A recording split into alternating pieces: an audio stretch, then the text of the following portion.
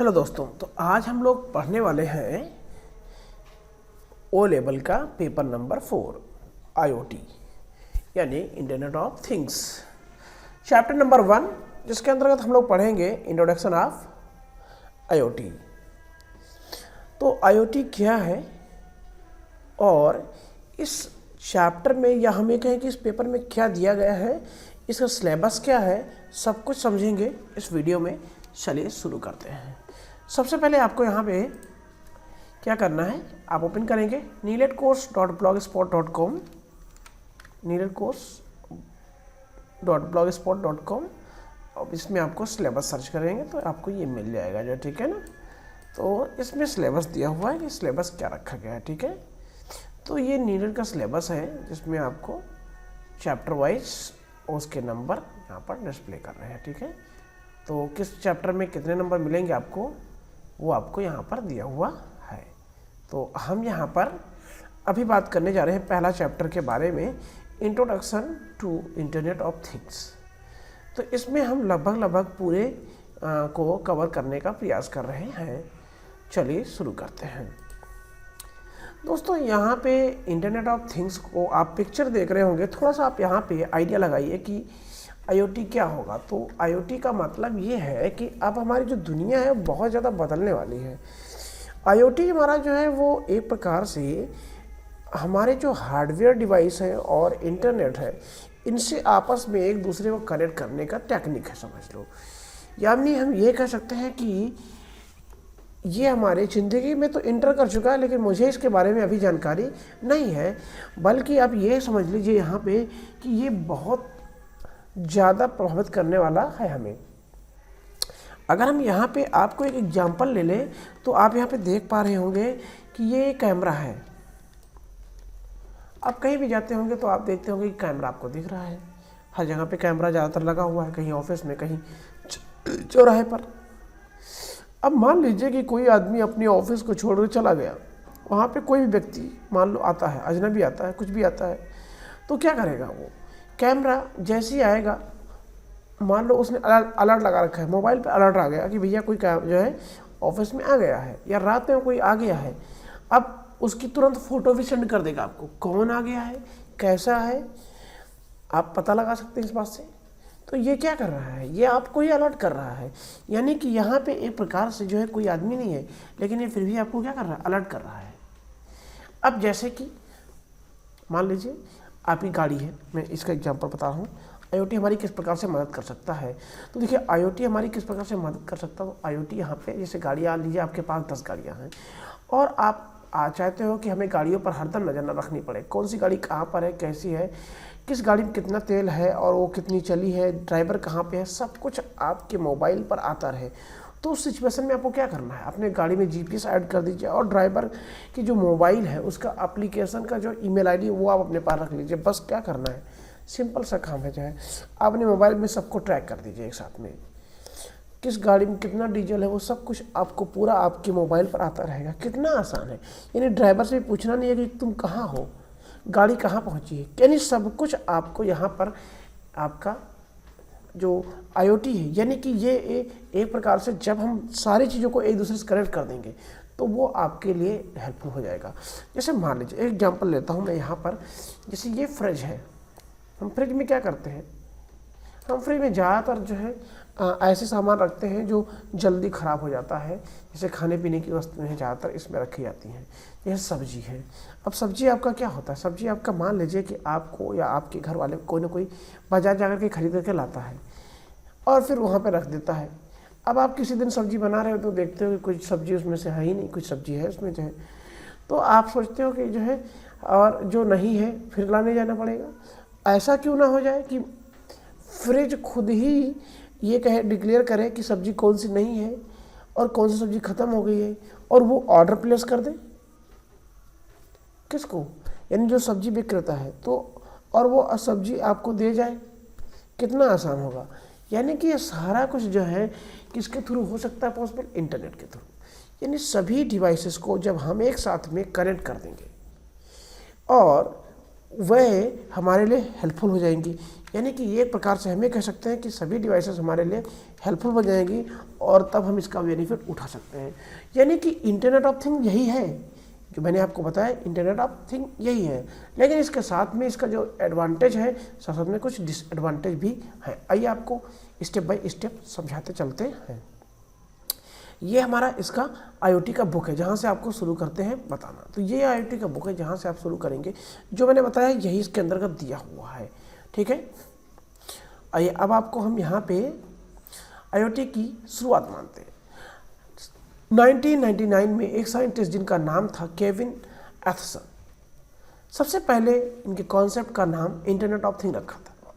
तब वह P&G यानी कि जो बाद में MIT ऑटो ID सेंटर बना में काम किया करते थे। ये भले ही एक नया टर्म था लेकिन इसके ऑपरेशन नए नहीं थे। इनके ऑपरेशन में जो भी टेक्निक इस्तेमाल किए जाते थे जैसे कि प्रिजर्विंग कंप्यूटिंग, UBI कॉम्प और एम्बिनेट इंटेलिजेंस, इन सब की जानकारी पहले से ही लोगों को थी। चलिए एक आपको यहाँ पर एक और जानकारी देते हैं जो आपके मोबाइल में है। आपके मोबाइल में इंटरनेट ऑफ थिंग का एक एग्जाम्पल आप ले सकते हैं, यानी कि ये एप्लीकेशन के रूप में है। देखिए आप जो पढ़ रहे हैं और आपके इसमें देखेंगे तो ये आपको दिया हुआ है कि एप्लीकेशन एंड डिवाइस, दो चीज़ों को आपस में जोड़ना है, एप्लीकेशन और डिवाइस। यानी डिवाइस में एक एप्लीकेशन होना चाहिए और कम्युनिकेशन मॉडल होना चाहिए, यानी कि वो आपस में बातचीत कर पाएँ। यानी एप्लीकेशन के मदद से डिवाइस दूसरे एप्लीकेशन से कम्युनिकेशन कर पाएँ और इनमें हेल्प करेगा प्रोटोकॉल्स। तो ये सब कुछ एक साथ जब काम करेगा तभी ये पॉसिबल हो पाएगा। तो यहाँ पर हम लोग जो देख रहे हैं ये वही देख रहे हैं। हमारे मोबाइल में एक एप्लीकेशन है जिसका नाम है गूगल असिस्टेंट। गूगल असिस्टेंट का काम क्या है? यानी ये ऐसे काम करता है कि आप जो भी सर्च करेंगे उससे रिलेटेड इन्फॉर्मेशन आपको सर्च करके और डिस्प्ले कर देगा।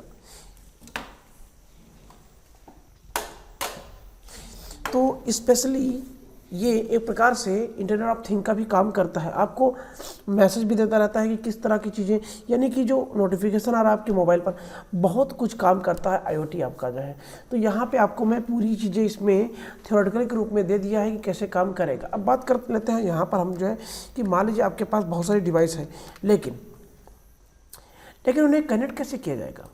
डिवाइस, ये हमारे पास डिवाइस है, ठीक है, और हम इन्हें कनेक्ट करेंगे तो क्या करना पड़ेगा, यानी कि हमें इन्हें आपस में नेटवर्किंग करनी पड़ेगी। यानी कि एक ऐसा नेटवर्क डिवाइस लगाना पड़ेगा जो सबको एक दूसरे से जोड़ करके रखे।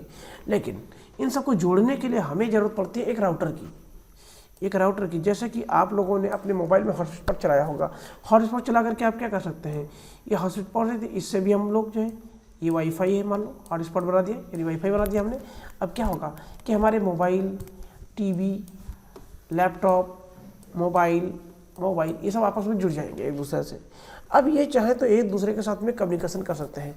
जुड़ने का मतलब ये है कि डिवाइस आपस में कम्युनिकेट करने लगे, लेकिन इनके बीच में ज़रूरत पड़ती है किस चीज़ की, IP की। यानी कि हमारा जो राउटर है ये क्या कर रहा है, सभी को एक एक IP प्रोवाइड कर रहा है ताकि जो डिवाइस है एक दूसरे से कम्युनिकेशन करने में दिक्कत ना हो सके, ताकि सबको IP यानी एक यूनिक IP मिल जाएगी और उसी IP के आधार पर ये सभी लोग क्या करेंगे, काम करेंगे। जैसे मान लो इनकी IP 1 है तो इनका हो जाएगा 2, इनका हो जाएगा 3, इनका हो जाएगा 4, इनका हो जाएगा 5, इनका हो जाएगा 6, यानी इस तरीके से काम करेंगे आपस में। तो IP एड्रेस की ज़रूरत पड़ती है और IP एड्रेस हमारे पास 2 वर्जन में उपलब्ध है, IPv4 और IPv6। तो जितना भी वर्किंग होती है वो सारा कुछ होता है IPv4 में, लेकिन डिस्प्ले और जो कम्युनिकेशन है, कम्युनिकेशन में हमारा IPv6 लगता है। यानी कि हम लोग IP वैसे भी कुछ हमें भरना नहीं, ये सब कुछ हमारा हार्डवेयर ही काम कर रहा होता है। तो यहाँ पे डिवाइस को कैसे कनेक्ट करना है और कनेक्ट करने के बाद में उन्हें समस्या ना आए उसके लिए हमारे पास क्या है, इंटरनेट प्रोटोकॉल यानी IP। अब ये बहुत सारे अलग अलग तरीके से कनेक्ट करते हैं एक दूसरे को और इनमें कनेक्ट करने के लिए बहुत सारी अलग अलग टेक्नोलॉजी का प्रयोग किया जाता है। आपने अगर पहला पेपर पढ़ा होगा तो पहले पेपर में इंटरनेट के बारे के साथ साथ में आप लोग को नेटवर्किंग के बारे में भी सिखाया गया है, तो उसमें आपको चीज़ समझ में आएगी जो है। अब यहाँ पे हम जैसे कि WAN यानी body area network, LAN local area network या WAN wide area network, different तरह की चीज़ों को हम कनेक्ट करके और आपस में जोड़ सकते हैं। यानी कि वैन, लैन और वैन, ये तीनों चीज़ें आपस में एक साथ कनेक्टेड होंगी, तभी पूरा हमारा IoT काम कर पाएगा। हमें इंटरनेट यानी कि IoT क्यों चाहिए? यहाँ पर आप लोग इस उपयोगिता के बारे में बात करने वाला हूँ, यानी एक तरीके का हमें समझ सकते हैं कि एडवांटेज है। तो यहाँ पे हम अगर देखें तो फिजिकल और मेंटल हेल्थ के लिए बेस्ट जो है पॉसिबल फीडबैक प्रदान करता है। एक तरीके का ये रियल टाइम में मॉनिटरिंग करता है। रियल टाइम मॉनिटरिंग का मतलब ये है कि आपको कोई भी काम करना है और आप रिजल्ट चाहते हो कि आपको तत्काल मिल जाए, तो आप रियल टाइम में काम कर सकते हो। जैसे मान लीजिए कि आपको किसी डॉक्टर को दिखाना है और वो डॉक्टर बहुत दूर बैठा हुआ है, तो आपको वीडियो कॉन्फ्रेंस के थ्रू वो दूसरे प्लेस से बैठे बैठे और देख करके और आपको मेडिसिन प्रिस्क्राइब कर देगा। यानी कि ये भी एक प्रकार का आपको क्या है, हेल्पफुल है, और ये भी एक IoT के ही थ्रू हो पा रहा है। मोबिलिटी पैटर्न में बेस्ट पॉसिबल डिज़ाइन मेकिंग प्रदान करता है। यानी कि ये एक प्रकार से अब आपको समझना है कि जैसे मैंने आपको बताया ना वीडियो कॉन्फ्रेंस के थ्रू, अब वीडियो कॉन्फ्रेंसिंग भी हम अपने मोबाइल के थ्रू कर सकते हैं आसानी से।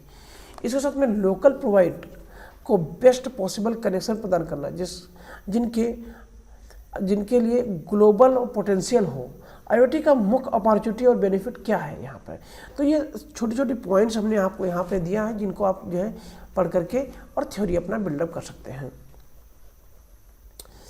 अब हम लास्ट में कहेंगे कि IoT के बीच में और 3 बातें यहाँ पे जो आपको समझ लेना जरूरी है। Application device, protocol and communication model. Application device, अब ये समरी के रूप में आप समझ लीजिए। एप्लीकेशन का मतलब ये है कि हमारे जो भी हार्डवेयर हम आपस में कनेक्ट कर रहे होंगे, यानी कि आपको इसको समझ लेना है, जब हम किसी भी हार्डवेयर को कनेक्ट करेंगे इंटरनेट से, यानी कि अब ऐसे समझ लीजिए कि यहाँ पे एक इंटरनेट डिवाइस रखा हुआ है और इनसे सभी जुड़े हुए हैं, लेकिन जोड़ने के लिए ऐसे तो नहीं जुड़ जाएगा इंटरनेट से सभी। मान लो ये दिल्ली है और ये वाला हार्डवेयर क्या है, लखनऊ में मान लो है, ये गोंडा में है, ये कानपुर में है, ये मुंबई में है। तो इंटरनेट ही केवल पॉसिबिलिटी है जो आपस में सबको एक साथ जोड़ सके, और जोड़ कर रखे तब रख पाए। तो उस सिचुएशन में आपको क्या करना पड़ेगा, सभी को आपस में इंटरनेट के थ्रू जोड़ना पड़ेगा। अब ये जोड़ने के लिए हम लोग लैन, मैन, वैन कोई ना कोई तरीका यूज करना पड़ेगा। अगर एक ही जगह पे मान लो ये तीनों डिवाइस रखी हुई हैं, तो यहाँ पे हमें यूज करना पड़ेगा लैन यानी लोकल एरिया नेटवर्क। अब ये हमारा आ जाएगा डिवाइस यानी हार्डवेयर के रूप में। तो बहुत सारे हार्डवेयर की आवश्यकता पड़ेगी और बहुत सारे सॉफ्टवेयर की आवश्यकता पड़ेगी। जोड़ने के लिए हमें सॉफ्टवेयर की आवश्यकता पड़ेगी। हार्डवेयर तो हमारे पास आ गया, लेकिन अब सॉफ्टवेयर अगर उसमें नहीं है तो भी काम नहीं कर पाएगा, तो इसलिए सॉफ्टवेयर का होना बहुत ज़रूरी है। जब जोड़ लेंगे और उस पर हमें बहुत सारा वर्क करना पड़ेगा। जैसे मान लीजिए कैमरा लगा लिया, अब कैमरा लगा देने से तो हमें सब कुछ दिखेगा नहीं, जब तक हम उसका मॉनिटर नहीं लगाएंगे। मॉनिटर लगाने के बाद में उस पर डिस्प्ले लगाने के लिए सॉफ्टवेयर होना चाहिए, और उस सॉफ्टवेयर में हमें क्या देखना है, किसको क्या देखना है, वो अलग अलग सब कुछ के लिए अलग अलग है। तो ये एक प्रकार से पूरा कम्युनिकेशन निर्भर करता है हमारे एप्लीकेशन के ऊपर।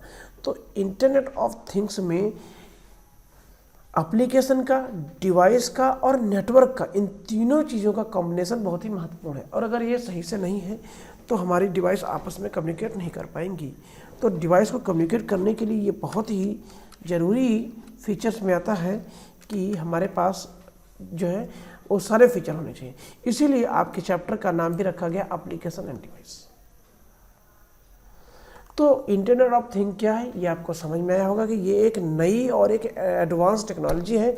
नई तो नहीं कहेंगे, लेकिन इतना ही है कि सब हमारे लिए थोड़ा नया ही अभी है, और अभी हम इसका बहुत ज़्यादा मात्रा में उपयोग नहीं कर रहे हैं, लेकिन आने वाले 4-6-10 सालों में इसका उपयोग बहुत तेज़ी से होना शुरू हो जाएगा।